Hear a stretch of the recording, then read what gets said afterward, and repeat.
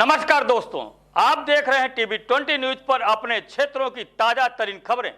मैं हूं आपके साथ अशोक वर्मा। देखते रहिए टीवी 20 न्यूज, बने रहिए हमारे साथ।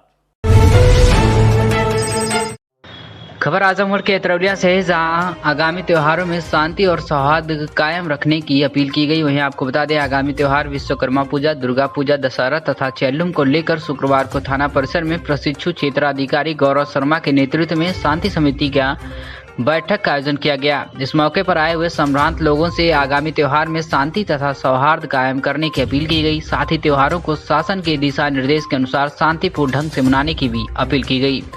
इस मौके पर उन्होंने कहा कि अगर कोई माहौल खराब करने की कोशिश करेगा तो उसके खिलाफ कार्रवाई की जाएगी। त्योहारों को लेकर जिला प्रशासन काफी चौकन्ना है, हर छोटी बड़ी घटनाओं पर प्रशासन की पैनी नजर है। उन्होंने कहा कि अमन में खलल डालने वालों के खिलाफ सख्त से सख्त कार्रवाई की जाएगी। इस मौके पर उपस्थित संभ्रांत लोगों से त्योहारों में आने वाली परेशानियों के बारे में जानकारी हासिल की गई। थाना प्रभारी नदीम अहमद फरीदी ने चेल्लुम पर निकलने वाले जुलूस के बारे में लोगों की परेशानियों को पूछा। उन्होंने कहा कि सभी लोग आपसी भाईचारे के साथ मिलजुल कर त्योहार मनाएं तथा क्षेत्र में अमन चैन कायम रखें। इस मौके पर अपराध निरीक्षक यशवंत सिंह, उप निरीक्षक रविंद्र रामचंद्र जयसवेर उर्फ बंटी, अशफाक समेत संभ्रांत लोग उपस्थित रहे। बड़ी खबर दिखा रहे हैं आपको आजमगढ़ के जीनपुर से, जहां कोतवाली पर चेल्लुम व विश्वकर्मा पूजा त्योहार को देखते हुए पीस कमेटी की बैठक शुक्रवार की शाम 5 बजे बुलाई गई, जिसमें शामिल पुलिस अधीक्षक व प्रेम व भाईचारे के साथ त्योहार मनाने की अपील की गई। वहीं उन्होंने चेल्लुम त्योहार पर सुअर पालकों को चिन्हित कर नोटिस देने के लिए थाना प्रभारी को निर्देश भी दिया। शुक्रवार की शाम 5 बजे जीएनपुर थाने में चेल्लुम त्योहार व विश्वकर्मा पूजा पर पीस कमेटी की बैठक बुलाई, जिसमें जीएनपुर कोतवाल ने दोनों समुदाय के लोगों एवं उनके त्योहार के बारे में विस्तृत जानकारी ली। इस दौरान कस्बे में विश्वकर्मा पूजा पर मूर्ति लगाने लेकर विसर्जन तक पूरी जानकारी ली। उन्होंने चेल्लुम त्योहार पर आने वाले समस्याओं के विषय में मौजूद लोगों से जानकारी मांगी, जिस पर जीएनपुर कस्बा निवासी निहाल मेहंदी ने त्योहार के दौरान सुअर की समस्या की आवाज उठाई, जिस पर ग्रामीण पुलिस अधीक्षक सिद्धार्थ कुमार ने सुअर पालकों को चिन्हित कर उन्हें नोटिस देने के लिए जीएनपुर थाना प्रभारी यादवेंद्र पांडे को निर्देशित किया। इस दौरान नायब तहसीलदार मयंक मिश्रा ने सभी से प्रेम व सौहार्दपूर्ण त्योहार मनाने की अपील की। वहीं जीएनपुर कोतवाल यादवेंद्र पांडे ने कहा कि किसी भी प्रकार की कोई समस्या त्योहार के दिन हो तो पुलिस को सूचित करें। इस दौरान निहाल मेहंदी, ज्ञानेंद्र मिश्रा, हरिशंकर यादव, मंजूर अहमद, अली, फैसल, सोनू सिंह, राजेंद्र यादव, पप्पू पाठक सहित दर्जनों की संख्या में लोग मौजूद रहे। क्या कुछ कहा ग्रामीण पुलिस अधीक्षक सिद्धार्थ ने, सुनिए। आज थाना जीएनपुर में आगामी त्योहारों विशेषकर विश्वकर्मा पूजा और चेल्लुम के संबंध में पीस कमेटी की बैठक की गई, जिसमें संबंधित मजिस्ट्रेट, थाना जीएनपुर के पुलिस कर्मचारी, पुलिस अधिकारी व क्षेत्र के संबंधित जन मौजूद थे। इसमें आयोजक गण भी मौजूद थे। उनसे आयोजन के संबंध में आने वाली समस्याओं के संबंध में जानकारी की गई और उन्हें आश्वस्त किया गया कि जो भी समस्याएं हैं उनका समय से निराकरण करा लिया जाएगा। साथ ही उनको सांप्रदायिक सौहार्द बनाए रखने हेतु भी अनुरोध किया गया है और उनसे यह कहा गया है कि अगर उनको कोई भी समस्या होती है तो पुलिस को सूचित करें या मजिस्ट्रेट साहब को सूचित करें, उनका समय रहते निराकरण कराया जाएगा। साथ ही इधर बच्चा चोरी की अफवाहें बहुत फैल रही हैं, उन्हें यह भी बताया गया है कि वो अपने क्षेत्र के संभ्रांत व्यक्ति हैं, आसपास के व्यक्तियों को जागरूक करें, जिससे बच्चा चोरी की अफवाह में कोई अप्रिय घटना घटित ना हो। यदि उन्हें कोई भी संदिग्ध व्यक्ति मिलता है या कोई भी शिकायत प्राप्त होती है तो तत्काल पुलिस को या यूपी 112 पर सूचित करें। पुलिस द्वारा उसको वेरीफाई कर नियमानुसार विधिक कार्रवाई की जाएगी। क्षेत्र में आगामी त्योहारों में शांति व्यवस्था बनाए रखने के लिए समुचित पुलिस प्रबंध भी किया जाएगा। रौना पर पुलिस ने एक ऐसे व्यक्ति को गिरफ्तार किया है जो एक किशोरी के साथ दुष्कर्म करने का आरोपी है। बता दें कि थाना रौना पार में एक महिला द्वारा थाना स्थानीय पर शिकायत दी गई थी कि उसके पुत्री को असगर शेख पुत्र शमशाद अहमद साकिन सुन बुजुर्ग थाना रौना पार जनपद आजमगढ़ ने बल्लापुर जिला पिछले 3 माह से दुष्कर्म किया तथा अश्लील वीडियो बनाकर घर से भागने का दबाव बनाया गया और धमकी दी गई। इस संबंध में मुकदमा पंजीकृत कर पुलिस ने विवेचना जारी रखी और थानाध्यक्ष श्री कौशल कुमार पाठक के निर्देश पर नेतृत्व में इसे आज गिरफ्तार कर लिया गया। आजमगढ़ के लालगंज तहसील स्थानीय तहसील क्षेत्र के ग्राम पंचायत असवनिया गांव में लगा कचरे का अंबार सरकार के आदेश की धज्जियां उड़ रही है। आरसीसी रोड पूरा कचरा से पटा हुआ है। आए दिन दुर्घटना होती रहती है। बच्चे स्कूल जाते समय महिलाएं और बच्चे गिर जाते हैं, जिसकी वो चोटें आ जाती है। जो आरसीसी रोड है, रोड के संजय के घर तक करीब 150 मीटर है और पूरा रोड कचरों से पटा हुआ है। इससे ग्रामीण काफी परेशान है। इसकी ग्रामीण शिकायत ग्राम प्रधान से कई बार कर चुके हैं। ग्रामीणों का कहना है कि सफाई कर्मी 1 साल के अंदर कभी नहीं आए हैं। इस गाँव में न कोई देखा है न कोई जानता है, लेकिन कुछ आश्वासन नहीं मिलता है। ठेकवा खंड विकास अधिकारी अखिलेश मिश्रा से बात हुई तो उन्होंने कहा जांच कर उचित कार्रवाई की जाएगी। मौके पर मौजूद बबलू रामू, राकेश, विजय, चंद्रकला, प्रभावती करीब सैकड़ों की संख्या में महिलाएं और पुरुष उपस्थित रहे। यह कहाँ की बस्ती है? ये असवनिया की बड़ी बस्ती। असवनिया की बड़ी बस्ती है। और यह कचरा जो लगा हुआ है, यह पूरा आरसीसी पे लगा हुआ है माथे तक। यहाँ आप देख सकते हैं, यहाँ से वहाँ तक बहुत परेशानी होती है। कोई साफ करने नहीं आता। क्या परेशानी होती है? साफ पानी लगता है, कचरा लगता है तो कोई साफ ही नहीं करता। तो कचरा लगा होता तो हम लोग जब परेशानी जाना होती तो करते हैं, स्वयं कर लेते हैं। अच्छा, आप मतलब स्वयं कर रहे हैं? भाई आपके दरवाजे पे तो आपको करना ही है, और भी समाज के लोगों के लिए जो सेवा है वो तो करना ही है। ठीक ठीक चीज। आजमगढ़ के स्थानीय ब्लू वेल्स पब्लिक स्कूल के होनहार विद्यार्थी ने नीट परीक्षा में शानदार प्रदर्शन कर इलाके और अभिभावकों तथा विद्यालय का नाम रोशन किया है। नीट परीक्षा उत्तीर्ण करने वाले विद्यार्थी सत्यम चौरसिया पुत्र विनोद कुमार चौरसिया को सम्मानित करने के लिए कॉलेज प्रबंधन द्वारा विद्यालय में सम्मान समारोह करवाया गया, जिसमें नीट परीक्षा पास करने वाले विद्यार्थी सत्यम चौरसिया को सम्मानित किया गया। बता दें कि क्षेत्र के नेबुआडीह अतरैट निवासी सत्यम चौरसिया के पिता विनोद कुमार चौरसिया एक छोटे दुकानदार हैं, तो वहीं माता लक्ष्मी चौरसिया एएनएम है। सत्यम चौरसिया 2 भाई और एक बहन के साथ बड़े ही लगन से पढ़ाई करता था, जिसकी प्रारंभिक शिक्षा नेहरू चाइल्ड स्कूल कोयलसा से हुई, तो वही कक्षा 5 से 10 तक की शिक्षा ब्लू बेल्स पब्लिक स्कूल में हुई। जिसकी बदौलत ही सत्यम चौरसिया ने नीट परीक्षा में 720/611 अंक हासिल कर पूरे क्षेत्र का नाम रोशन किया। अपने स्वागत से अभिभूत सत्यम चौरसिया ने बताया कि ब्लू वेल्स विद्यालय में अनुशासन और शिक्षा की बदौलत ही आज मैं इस मुकाम पर पहुंचा। यहाँ के अध्यापकों का बराबर सहयोग मिलता रहा, तो वही छात्रों का भी विशेष सहयोग रहा। आज मुझे खुशी हो रही है कि मैं इस विद्यालय का छात्र था और इस मुकाम पर पहुंचा, जिसकी मुझे खुशी है। इस मुकाम पर पहुंचने का श्रेय मेरे गुरुजनों तथा माता पिता को जाता है, जिन्होंने विषम परिस्थितियों में भी मेरा साथ दिया। आइए सुनाते हैं कि सत्यम चौरसिया ब्लू वेल्स कॉलेज के डायरेक्टर हर्षित सिंह ने क्या कुछ कहा। सत्यम चौरसिया। सबसे पहले आपको बधाई, आपने नीट क्वालिफाइड किया है। Thank you. ये बताइए, नीट आप क्वालिफाइड करने सबसे श्रेय किसको देना चाहते हैं और कहाँ आपकी शिक्षा ग्रहण हुई है, ये सारी चीज़ें बताइए। शिक्षा तो मेरी 5 से लेकर 10 तक ब्लू वेल्स पब्लिक स्कूल में हुई है।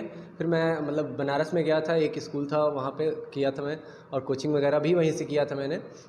और ये सारी चीज़ें आज हुई हैं, वो कहीं ना कहीं टीचर्स और मेरे पेरेंट्स और जो कम्युनिटी है हमारी, उसका बहुत बड़ा रोल है। कितना मार्क्स आया है? कितने में से कितना मार्क्स आया है? मेरा मार्क्स आया है 611, 611, 720 में से। क्या आप आगे क्या भविष्य में आप क्या बनना चाहते हैं? क्या अभी तो सिर्फ MBBS करके उसके आगे मास्टर्स की डिग्री के लिए सोचेंगे। इसका श्रेय आप किसको देना चाहेंगे? मेन श्रेय तो मैं अपने टीचर्स को और उन टीचर्स को भी देना चाहूँगा जो मुझे एलिमेंट्री स्कूल में पढ़ना सिखाया। जैसे जो मुझे आता रहा कि जैसे कैसे पढ़ते हैं, किस वे में चीज़ों को सीखते हैं, वो चीज़ें सारी चीज़ें उन्होंने पहले सिखाई। फिर बाद में जो टीचर्स सिखाते थे कि क्या पढ़ना है, कैसे पढ़ना है। बाकी जो ये सारी चीज़ें जो हो पा रही हैं वो पेरेंट्स के उससे हो रही हैं। आपने क्षेत्र में तरीके से नाम रोशन किया है। आपके क्षेत्र में, आपके विद्यालय में बच्चे आपको एक आदर्श मान रहे हैं जी। तो आज आप विद्यालय भी आए हैं जी। बच्चे लोग के बीच में रहे होंगे, क्या रिस्पॉन्स मिला आपको? बहुत अच्छा रिस्पांस था। बच्चों ने बहुत मतलब सेलिब्रेट किया और कई क्वेश्चन पूछे जो मुझे मतलब ऐसे लग रहा था कि हाँ ये पूछने चाहिए, जो मैंने खुद फेस किए थे अपने प्रिपरेशन के दिनों में। वो क्वेश्चन मैंने आज सॉल्व किया, मुझे बहुत अच्छा लगा। आप विद्यालय के बच्चों को कोई छोटा संदेश देना चाहते हैं, किस तरीके से लक्ष्य हासिल करें? लक्ष्य हासिल करने के लिए जैसे सबसे बड़ी चीज़ होती है कंसिस्टेंसी और फोकस। जहाँ फोकस है वहाँ कंसिस्टेंसी है, तो जो बच्चा फोकस और कंसिस्टेंसी के साथ प्रिपरेशन करेगा उसका पक्का। सत्यम चौरसिया जो हमारा बहुत प्रिय छात्र है, जब से हमने खबर सुना तब से हम तुरंत भी सत्यम के घर भी गए। वहाँ पे भी हमने बधाई दी, सत्यम के पेरेंट्स को भी बधाई दी, उन्होंने हम लोगों को भी बधाइयाँ दी, श्रेय हम लोगों को भी दिया गया। काफ़ी अच्छा महसूस हो रहा है। आज बच्चा सुबह से स्कूल आया हुआ था, असेंबली भी अटेंड किया। असेंबली में बच्चों को कैसे सफल हों, कैसे तैयारी करें, इनके लिए टिप्स दिया। तो बच्चे भी काफ़ी मोटिवेट फील कर रहे हैं। और क्योंकि बच्चा बायो से था, नीट एग्ज़ाम क्लियर किया है, तो बायो की कुछ क्लासेस में जाके सत्यम ने बच्चों को कुछ टिप्स दिए, सक्सेस मंत्रा दिया। तो बड़ा अच्छा फील हो रहा है। दूसरा बच्चा हमारे स्कूल का है जो कंपटीशन क्रैक किया है। पहला एक बच्चा था जिसने IIT में फर्स्ट अटेम्प्ट में क्लियर किया था, हमारा बच्चा मेडिकल में भी निकाला। तो पूरे स्कूल को काफ़ी गर्व महसूस हो रहा है हमारे सत्यम पे, और हम लोगों को भी लग रहा है कि हाँ, जो नींव हमने रखा है धीरे धीरे अब वो फसल जो है उपजाऊ हो रही है। जैसे सभी कहते हैं कि जब शिक्षा नीचे से बड़ी अच्छी मिलती है तो आगे भी बहुत तरक्की मिलती है। जी। तो आप अपने शिक्षा के बारे में बताइए, आपके विद्यालय में कैसी शिक्षा दी जाती है? बच्चे अभी रिजल्ट भी आया था आपका, बहुत से अच्छे टॉप किए हैं, उसके बारे में बताइए। ये सफ़र अतरौलिया में स्टार्ट किया। तो अतरौलिया पहले के लोग ये परसेप्शन था अतरौलिया में कि अतरौलिया में शिक्षा का जो स्तर है वो लेवल नहीं पहुंच रहा है। तो जिस चीज़ को हमने चैलेंज मान के यहाँ पे स्टार्ट किया, और वो सारी की सारी चीज़ें हम यहाँ मौजूद करा रहे हैं जो एक अच्छे शहर के स्कूल में होते हैं। निरंतर हम लोगों का प्रयास है कि अच्छी शिक्षा यहाँ दी जाए, अच्छे टीचर आए। कुछ टीचर यहाँ बाहर के भी हैं, स्पेशली PGT टीचर्स जो है वो बाहर के भी हैं, कुछ TGT, इवन प्राइमरी के भी टीचर कुछ बाहर के ही हैं। और हमारे लोकल में भी बहुत अच्छे टैलेंट्स हैं। कई ऐसे बच्चे हैं जो बायो और मेडिकल फेस करके यहाँ पे आए, बायो यहाँ पे टीच कर रहे हैं। तो एक शिक्षा का माहौल स्तर यहाँ पे कहीं ना कहीं देखा जाए तो लोकेलिटी से पूरा भिन्न है। यहाँ की पढ़ाई का स्तर, पढ़ाई की सराउंडिंग काफ़ी अच्छा है, जिससे मुझे भी ये सराउंडिंग को देख के बड़ा खुशी फील होती है कि हाँ, हमारे टीचर निरंतर इतना प्रयास कर रहे हैं, हमारे बच्चे भी इतने खुशी से, इतने लगन से पढ़ाई लिखाई, शिक्षा दीक्षा में लगे हुए हैं। बुरहानपुर तहसील क्षेत्र के अतरट गांव निवासी सत्यम चौरसिया पुत्र रविंद्र चौरसिया के पुत्र ने वर्ष 2022 में नीट की परीक्षा में सफलता हासिल की। सफलता हासिल होने पर बधाई देने वालों का तांता लगा रहा। बता दें कि ग्रामीण क्षेत्र से के साधारण परिवार के सत्यम ने नीट की परीक्षा में सफलता प्राप्त की। यह ग्रामीण क्षेत्रों के लिए बड़े गौरव की बात है। इनके पिता अतरट में किराना व्यवसायी हैं, साथ में हार्डवेयर की भी दुकान चलाते हैं। उन्होंने अपनी सफलता का श्रेय अपने पिता विनोद को दी। उन्होंने बताया कि पिताजी की सलाह और मोटिवेशन के चलते मुझे आज इतनी बड़ी परीक्षा में सफलता हासिल हुई है। माताजी वाराणसी में ANM पद पर कार्यरत है। उन्होंने भी बधाई दी और उज्जवल भविष्य की कामना की। इस मौके पर ग्राम प्रधान प्रदीप सोनी, अमित सोनी, अनिल गुप्ता, सुनील गुप्ता सहित तमाम लोग उपस्थित रहे और अनेक लोगों ने इनको बधाई दी और उज्जवल भविष्य की कामना की। बहुत बड़ा रोल है। फ्रेंड सर्किल अगर आपका अच्छा हो तो बहुत सारा अगर आप सोशल मीडिया भी कुछ नहीं कर पाएगा। जैसे अगर वो दोस्त ही प्रमोट करेगा कि भाई तुम ना करो ये, उसकी बातों से, क्योंकि जब आप दूसरे लोगों से बात करेंगे, अगर वो सोशल मीडिया की बात करता है तो आपको चलाने का मन करेगा। और अगर आप जैसे सोशल मीडिया की बात ही ना करें, हम लोग सारा टाइम, मैं और मेरे दोस्त लोग सारा टाइम क्वेश्चन डिस्कस में ही टाइम स्पेंड करते थे और ऐसे कोई फालतू चीज़ें बात नहीं करते थे और ऐसी बातों से बचते भी थे। टीचर लोग भी कहते थे कि ऐसी बातों से बचो, और इसलिए हम लोग टीचर की हमेशा बात माने हैं। सोशल मीडिया और लंबी फ्रेंड सर्किल भी, लंबी फ्रेंड सर्किल बहुत घातक होती है ऐसी तैयारियों के जो बच्चे तैयारी में हैं। और सोशल मीडिया से एक ही मतलब छुटकारा पाने का बस एक ही तरीका है कि उसको अवॉइड ना करें, बस पढ़ाई पे ज़्यादा ध्यान दें, वो अपने आप अवॉइड हो जाएगा। चलिए ठीक, बहुत अच्छा लगा आपसे बात करके। संबल क्षेत्र के गोसपुर घुरी में भारतीय कम्युनिस्ट पार्टी के मोहम्मदपुर ब्लॉक का 17वां सम्मेलन शुक्रवार को हरीकेश कंवर और जलालुद्दीन की अध्यक्षता में हुआ। सम्मेलन से पूर्व भाकपा जिला मंत्री का खरपत्तू राजभर और शहीद विनोद कुमार के पिता तूफान राम ने ध्वजारोहण किया। इसके बाद का हरिगेन राम ने पार्टी का झंडा गीत गाया। इस मौके पर पर्यवेक्षक खरपत्तू राजभर ने कहा कि प्रदेश और देश की भाजपा सरकार में महंगाई और बेरोजगारी चरम पर है, जिसके कारण गाँव गरीब मजदूर किसान आर्थिक रूप से तंगहाली के में जीवन यापन कर रहे हैं। भाकपा गरीबों की पार्टी है और यह गरीबों के हित में लगातार संघर्ष है। पार्टी राज्य परिषद सदस्य जितेंद्र हरि पांडे ने कहा कि 2014 से पूर्व भाजपा के वादे आज पूरे कागज बनकर रह गए हैं। महंगाई बेरोजगारी से जनता का ध्यान हटाने के लिए सरकार में जातीय और धार्मिक ध्रुवीकरण तेजी से बढ़ा है। भाकपा छात्रों, नौजवानों, मजदूरों, किसानों के हकों के लिए आने वाले समय में प्रदेश और देश स्तर का स्तर पर बड़ा आंदोलन करेगी। सम्मेलन में मोहम्मदपुर ब्लॉक स्तर के प्रतिनिधियों ने उत्साहपूर्वक भाग लिया। संगठन विस्तार के लिए 9 सदस्यीय ब्लॉक कमेटी का गठन किया गया। राजेंद्र यादव को ब्लॉक मंत्री, जलालुद्दीन को शाह मंत्री, अशोक कुमार को यादव को एडवोकेट मंत्री चुना गया। इस मौके पर राजनारायण, अशोक कौर, कुबेर यादव, कुलचंद यादव, लाल बहादुर पासवान, मकानू, रीता पुष्पा, कौलपति हरकेश तमाम लोग उपस्थित रहे। भारतीय किसान यूनियन लोक शक्ति का प्रतिनिधिमंडल मुख्य चिकित्सा अधीक्षक डॉक्टर एस के मित्रों से मिला और अस्पताल में डॉक्टरों की केबिन में बैठे प्राइवेट लोगों को हटाने की मांग को लेकर प्रदर्शन करने के बाद ज्ञापन सौंपा। इसके पूर्व राष्ट्रीय महासचिव उस्मान अली पाशा ने कहा कि जिला अस्पताल में सबसे निम्न स्तर का गरीब आदमी अपना इलाज कराने के लिए आता है, लेकिन यहाँ पर बैठे दलाल उसको भी लूटने में कोई कोर कसर नहीं छोड़ते। प्रत्येक डॉक्टर ने अपने केबिन में एक प्राइवेट लड़का बैठा रखा है जो कि मरीजों से अवैध वसूली करने के साथ साथ डॉक्टर के इशारे पर बाहर की दवाइयाँ लिखता है।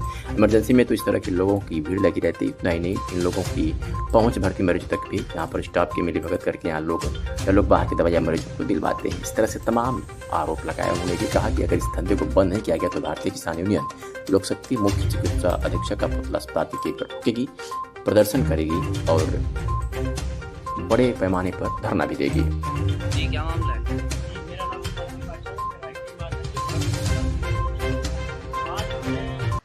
एक अस्पताल की समस्याओं को लेकर ज्ञापन मुख्य चिकित्सा अधीक्षक एच के मित्रा जी को दिया है और समस्याएं ये चल रही हैं कि हमारे जिला अस्पताल में लगभग हर मर्ज की जो दवाइयां हैं वो मौजूद हैं।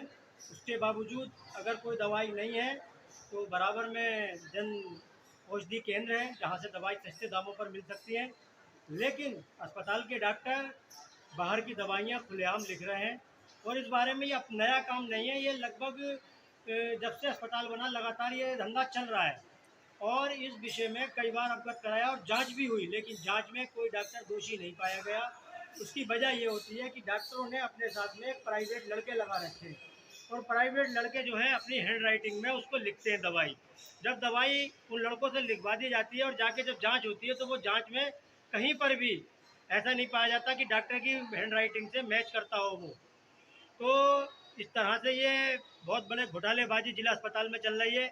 आप इमरजेंसी में जाइए, दलालों का तांता लगा रहता है। वहाँ पर जो पहले किसी कोई नर्सिंग स्टाफ की ट्रेनिंग करने के लिए आया या फार्मेसी की ट्रेनिंग करने के लिए आया या किसी और जिससे अभी कोर्स किया उसने ट्रेनिंग करने के लिए आया, फिर वो उसको वहीं पर टिका रहा और टिकने के बाद में डॉक्टरों से मिली भगत करके और बेहद महंगी दवाइयाँ मतलब कहते हैं बाहर की लिख की जा रही हैं। हमारे नगर प्रवक्ता शावेद खान जी हैं, अभी ये अपनी बीवी को लेकर आए थे तो इनको बाहर की दवाइयाँ, महंगी दवाइयाँ 800-900 रुपये की लिख के दी। जब इन्होंने मुझे बतलाया तो मैंने सीएमएस साहब से फ़ोन पर बात की, तब वो सारी दवाइयाँ अस्पताल में उपलब्ध हो गई। और कर क्या रहे हैं ये, इन मरीजों की जो अस्पताल में भर्ती मरीज हैं उनको बाहर की दवाइयाँ लिख के देते हैं। वो दवाइयाँ आदमी ख़रीद कर लाता है और जो दवाइयाँ उस मरीज़ के लगना थी अस्पताल की, उन दवाइयों को बेच के उनका भी पैसा बनवा लेते हैं। तो इनके तो आम के आम और गुठलियों के दाम हो रहे हैं। तो हमने सीएमएस साहब से बात की और सीएमएस साहब ने बताया है कि जो भी अगर इस तरह का कोई गड़बड़ कर रहा है तो उसके इंडिविजुअल व्यक्तिगत आप हमें बताएं कि फला आदमी ये कर रहा है, उसके खिलाफ एक्शन लिया जाएगा। और बाकी जांच वो करा रहे हैं। और अब हम भी इस बात को अपने भारतीय किसान यूनियन लोक शक्ति के सारे पदाधिकारियों को इस बात का निर्देश दे रहे हैं कि आप लोग जो है पूरी जानकारी लें, जगह जगह जाकर, पूरी अस्पताल के जगह जगह जाकर, जहाँ पर भी आपका कोई मरीज़ है, संबंधी जो भी मरीज़ उसमें अस्पताल में भर्ती है, वहाँ पर जाकर देखें और उसके बाहर की कोई दवाई लिख रहा, खामोशी के साथ में उसकी वीडियो बना लें और उसको वहीं तुरंत पकड़वा।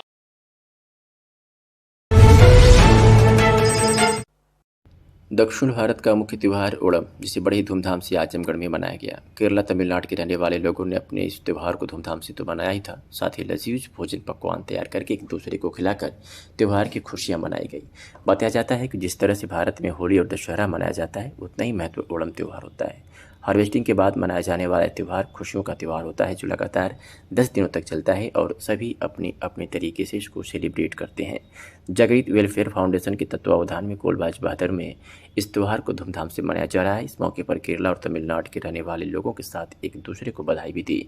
इस मौके पर मुख्य अतिथि के रूप में पधारे स्टेडियम विद आज़ाद भगत सिंह ने जहां ओणम की बधाई दी, तो वहीं इस हार्वेस्टिंग के फेस्टिवल की इस त्यौहार की ओर धूमधाम से मनाए जा रहे परंपरागत त्यौहार की शुरुआत पर शुभकामनाएं दी। इस मौके पर टिंटू गुप्ता ने कहा कि हमारी सोच है कि आजमगढ़ पूर्वांचल के लोग इस ओणम त्यौहार के बारे में जानें और इसे सेलिब्रेट करें। वह इस मौके पर पहुंचे बच्चे और महिलाओं ने अपने अपने तरीके से इस त्यौहार का लुत्फ उठाया और आपस में खेलकूद का आयोजन कर व लजीज पकवान बनाकर खिलाकर एक दूसरे को बधाइयाँ दी। जागृति का नाम से आज सब केरला लोगों को बुला के ओणम त्यौहार बनवाया है, क्योंकि आज ओणम का केरला में आज ओणम सेलिब्रेट किया जा रहा है। तो एक ट्रेडिशनल एक कल्चरिंग त्यौहार है ये। तो कहाँ कहाँ केरला लोग होते हैं वहाँ ये त्यौहार बनाया जाता है, लेकिन आजमगढ़ में कभी ऐसा हुआ नहीं है था। तो हमने सोचा जागृति के नाम से आज ओणम बनाया जाए, कितना केरला लोग को बुलाया जाए, ज़्यादा से ज़्यादा केरला लोग को बुला के ओणम त्यौहार बनाने का कोशिश किया। लेकिन आज वर्किंग डे था, काफ़ी लोग छुट्टी लेके केरला ही चले गई थी त्यौहार बनाने, और काफ़ी वर्किंग डे का वजह से भी कुछ लोग नहीं आ पाया, लेकिन काफ़ी लोग आना वाला है और लोग ऐसे आते जाते रहेंगे। हम सबके लिए अलग केरला का पूरा केरला तरीका का खाना भी बनवाए हैं, पूरा तैयार भी सिर्फ केरला तरीका से ही बनाया गया है आज का त्यौहार के लिए, पूरा ट्रेडिशनल तरीका से पूरा Neetu. Just that because of Jagriti Welfare Foundation, we have got a unique idea that the North Indian must mingle with the South Indians. And as an Indian, for the unity and diversity, we must thank Tinku ma'am that she has taken a step, and we are hoping for celebrating Onam every year with such a zeal and enthusiasm. Onam is celebrating in Azamgarh first time. What you have to say to local people of Azamgarh that they also celebrate and enjoy this Onam festival?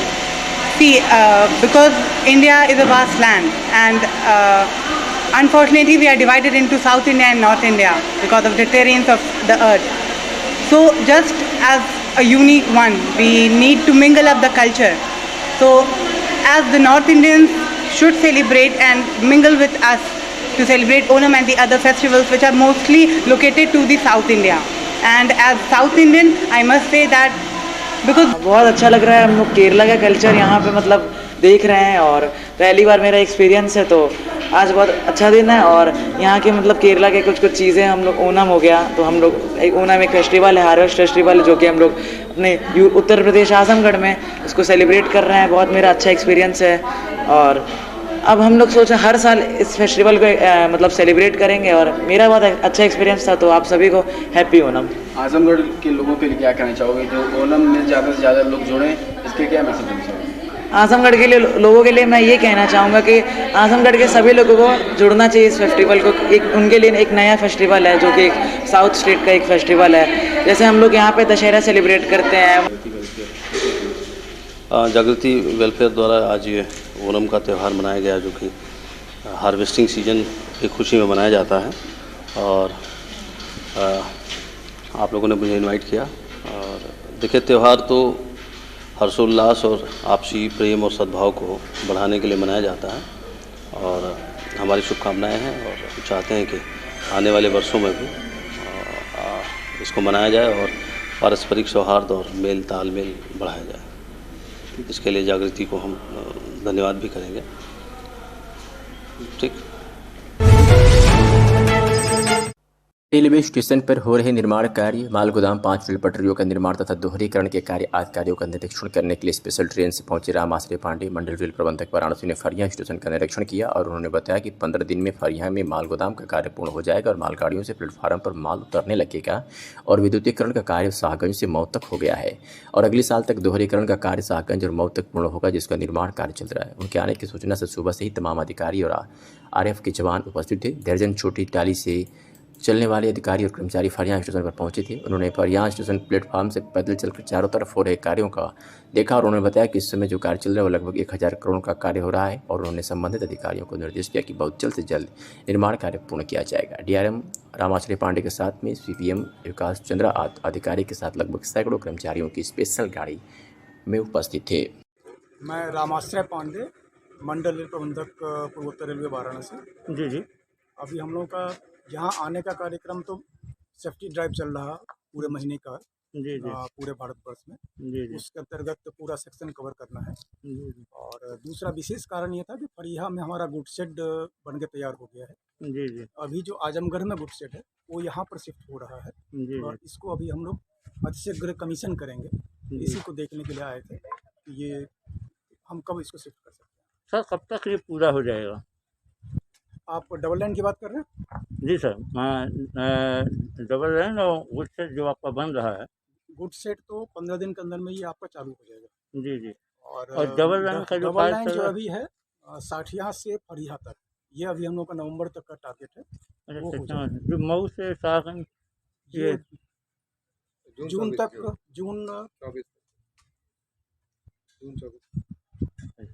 जून तक होगा। जो साल बोल रहे हैं उससे मुझे थोड़ा सा जी सर, ये है, उसके पहले हम लोग करेंगे या अगले कैलेंडर ईयर में 2023 में ये सेक्शन पूरा डबल लाइन हो जाएगा। सर कितनी लागत से यहाँ कार्य हुआ होगा? ये जो यहाँ कार्य हुआ है बहुत लंबा कार्य हुआ है। गुड सेट के लिए अलग से जो हम लोग दोहरीकरण का कार्य करते हैं ना, वो करीब 1 किलोमीटर में 10 करोड़ के आसपास से खर्च होता है। तो ये मऊ से शाहगंज 95 किलोमीटर के आसपास है, तो 950 करोड़ का टोटल काम ये होगा, 1000 करोड़ के आसपास का। Thank you sir. Manduri airport के विस्तारीकरण से प्रभावित आजमगढ़ के 7 गांवों के किसान भूमि अधिग्रहण कराने की मांग कर रहे हैं। स्थानीय ग्रामवासियों से भेंट के उपरांत इस संबंध में गोपालपुर विधायक नफीस अहमद ने जिलाधिकारी को ज्ञापन प्रस्तुत किया है। उनका कहना है कि भूमि अधिग्रहण की प्रक्रिया से करीब 7 गाँव के ग्रामवासियों की जमीन, दुकान, रोजी रोजगार प्रभावित होने का संकट खड़ा हो गया है। उन्होंने ये भी कहा कि वह विकास के प्रबल समर्थक हैं, मगर ऐसे कृषि योग्य क्षेत्र में ऐसी परियोजनाएं विकसित करना ठीक नहीं है, इससे आबादी प्रभावित होती है।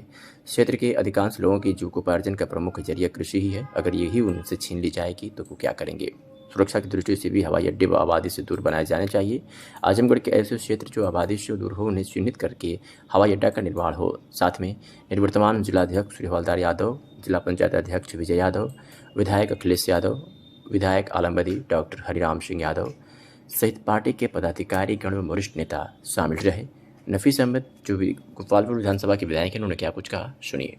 मदुरी हवाई अड्डा और जिस तरीके से चर्चाएं हैं कि उसको इंटरनेशनल का विस्तार दिया जा रहा है और उस विस्तारीकरण में वहाँ ज़मीनें अधिग्रहण की जा रही हैं। सबसे बड़ी समस्या ये है कि लगभग 1000 की तादाद में लोग अपने घरों से बेघर हो जाएंगे।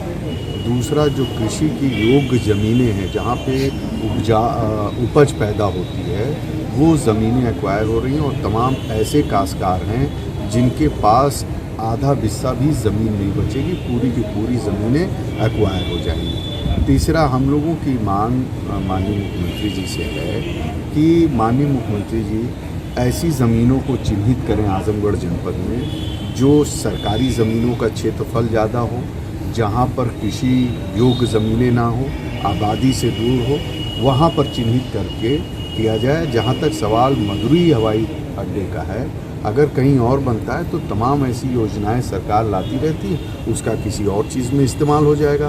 लेकिन 1000 परिवार को बेघर करना, जो बरसों से बसे आ रहे हैं, और ये सरकार लगातार संस्कृति को, पुरानी भावनाओं को तरजीह दे रही है, हजारों साल पुराने नाम को लाके ज़िले का नाम बदल रही है। तो मैं इस सरकार से आपके माध्यम से कहना चाहूँगा कि आप बताएं, जो हजारों साल से लोग उस गांव में, उस जहां रह रहे हैं, अपने पूर्वजों की जहां उनकी भावनाएं जुड़ी हुई हैं, उनको बेघर ना किया जाए। राजगंज में बच्चा अपहरण के मामले में अफवाह फैलाने व सोशल मीडिया पर फेक वीडियो अपलोड करने वाले की पुलिस तलाश कर रही है। लोगों को अफवाह से बचने की भी अपील कर रही है। बता दें कि महाराजगंज थाना क्षेत्र के देवारा कदीम गांव में विगत 6 तारीख को बच्चे के अपहरण के प्रयास में हिरासत में लिए गए वाहन और कुछ तस्वीर का इस्तेमाल करते हुए कुछ लोगों द्वारा सोशल मीडिया पर कुछ अन्य वीडियो के साथ अपलोड कर उसे महाराजगंज की घटना से जोड़कर अफवाह फैलाया जा रहा है, जिसको लेकर महाराजगंज पुलिस बड़ी सख्त है और फेक वीडियो अपलोड करने तथा गलत तथ्य पोस्ट करने वालों की तलाश में जुट गई है। थाना प्रभारी कमलकांत वर्मा ने बताया कि कुछ लोगों द्वारा सोशल मीडिया पर किसी अन्य घटना के वीडियो को महाराजगंज की घटना से जोड़ते हुए समाज में लोगों के बीच गलत तथ्य रखते हुए लोगों को गुमराह किया जा रहा है। ऐसे लोगों की तलाश की जा रही है और बहुत जल्द ऐसे लोगों की पहचान कर उन पर विधिक कार्रवाई की जाएगी। थाना प्रभारी ने लोगों से अपील करते हुए कहा कि लोग ऐसे फेक वीडियो और पोस्ट पर भरोसा न करें, अफवाहों से बचें तथा सतर्क रहें।